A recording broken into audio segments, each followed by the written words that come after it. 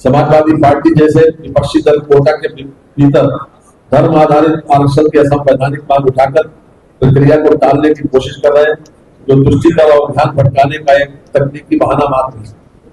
बहुत से मौकों पर ये बात आई, संविधान में इस बात की स्पष्ट बना दी है कि हम धार्मिक आधार पर किसी प्रकार का कोई आरक्षण नहीं करेंगे, और बार बार समाजवादी पार्टी इसी का मुद्दा बनाती है।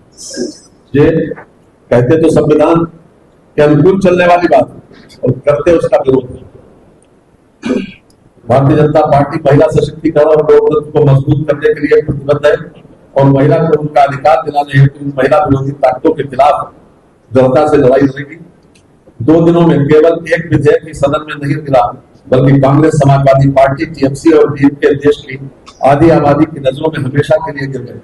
इस पूरे घटनाक्रम ने स्पष्ट कर दिया है कि जब भी निर्णय निर्माण में महिलाओं को समान भागीदारी देने की बात आती है, ये दल राजनीतिक बहानों और देरी की दीवारें खड़ी कर देते हैं।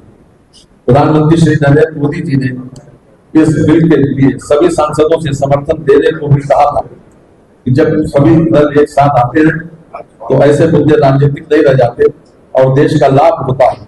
उन्होंने हर सांसद से व्यक्तिगत और दलगत हितों से ऊपर उठने की अपील भी की थी।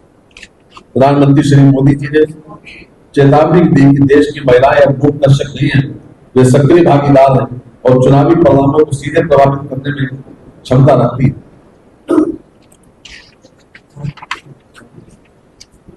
ऐसे में इस ऐतिहासिक अवसर को टालना केवल विधायी देरी नहीं, बल्कि सामाजिक और लोकतांत्रिक प्रगति का गला घोटना है और इसके जिम्मेदार लोगों को हर चुनाव में महिलाओं के आक्रोश का सामना करना पड़ेगा।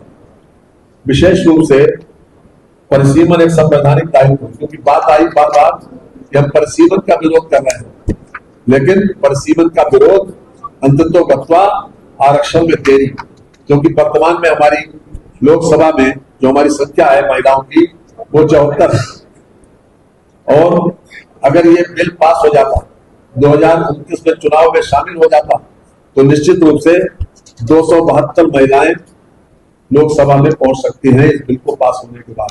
क्यों? क्योंकि परिसीमन होना एक आवश्यक दायित्व है संविधान की व्यवस्था के हिसाब से। हम खास तौर से उसको संविधान के आर्टिकल, क्योंकि परिसीमन एक संवैधानिक दायित्व है जिसके बिना सीटों का न्यायपूर्ण निर्धारण नहीं हो सकता। आर्टिकल 81 के खंड 3 के अनुसार इस अनुच्छेद में जनसंख्या से आशय उस पिछली जनगणना से निर्धारित जनसंख्या से है जिसके संबंधित आंकड़े प्रकाशित किए जा चुके हैं। अर्थात जनसंख्या वही मानी जाएगी जो पिछले प्रकाशित जनगणना के आंकड़ों के आधार पर निर्धारित